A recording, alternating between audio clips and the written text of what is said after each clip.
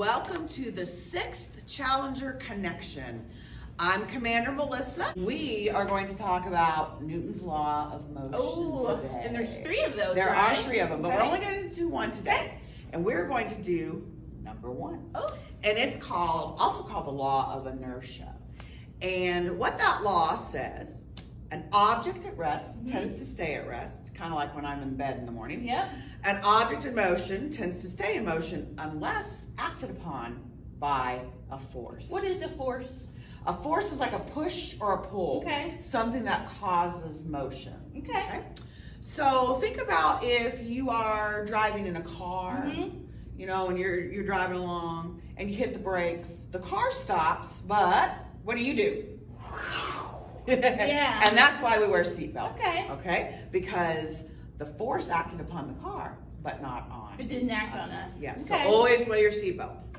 Even though Newton wasn't born back when we had cars, he knew what he was talking about. Well, we're going to do a little fun activity today. Now, astronauts, we want to make sure when you do this, you don't use your parents' best dishes. Oh yeah, definitely don't do that. And make sure you ask before you do this. I wonder if we should have them start with something maybe plastic.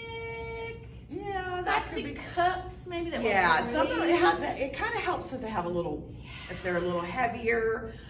We're going to start actually with a piece of paper and a Sprite can. So bring that over here. Am I going to get to drink this? Well, maybe later. Okay.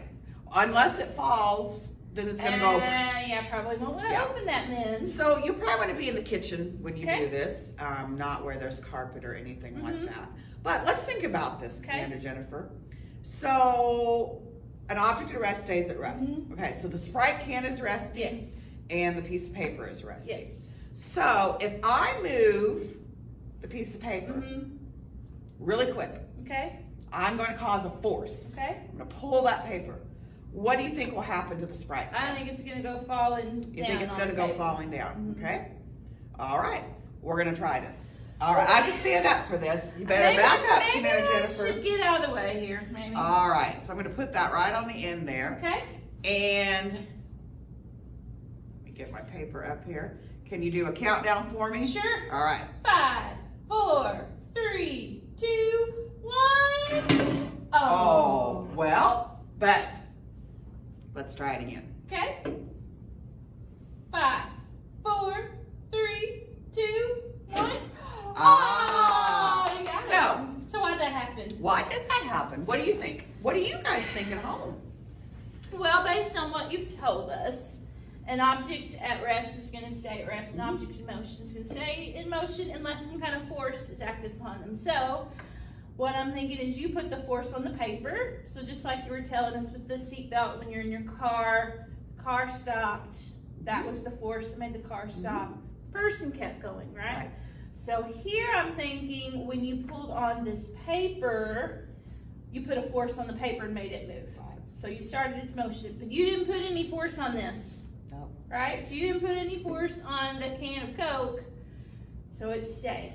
Exactly. At rest. Would you like to try it? Sure. Okay. And the key is to go very forcefully. Very forcefully, okay. And just pull it straight. Pull it straight. All right.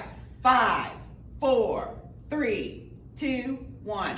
Woo! You did better than me, Commander Jennifer. I was a little worried about I know. that. The key is you can't be hesitant. Okay, so you got to use force. You do. And probably not upward or downward force. Right. Straight out? Right. Okay. And you want to make sure your paper's flat and you don't want your Coke can to have liquid on it, things like that.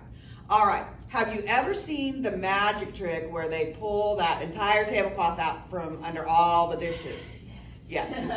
Now I used to be able to do that actually, but this morning for demonstration purposes, we're going to use 2 coffee cups and a piece of material or a tablecloth. I see that. Girl Boss. Boss. That Yes. must be her cup. That's my cup. And a Challenger Center cup. Yeah. All right. So now, again, we don't want the things to be wet. We want them to kind of be smooth on the bottom, and heavier is a little better. Now, does the table matter? You probably want a slick table. You want it to be flat. clean, no crumbs. Yeah, crumbs would cause. Yeah. Oh, you know what that would cause? Friction. Friction, that's another force that opposes motion. Yes, so you we are don't want right. any friction. You are right.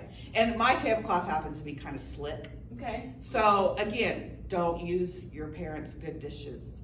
Ask for some things that they might not mind if they get broken. Yeah, if it breaks. But really, if you do this right and you use Newton's laws, you shouldn't have a problem. Okay.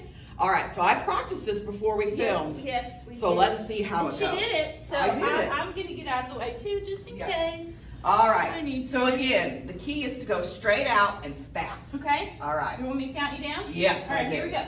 5, 4, 3, 2, 1. Woo!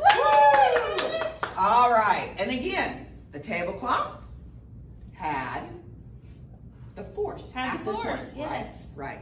And I didn't do anything to the cups, so they stayed where they're at. Stayed there. Yes. Awesome. So, well, Commander Jennifer, that ends another Challenger connection. Okay. And we want you to try this trick, this Newton's Law magic trick at home. And we want you to post a picture or a video. That or would be neat. Tell us how it went. Right. Okay. So if But you don't remember, have either, maybe just tell us how. yes. Yeah. But remember, don't use your parents' good dishes. This is Commander Melissa. And Commander Jennifer, over and out.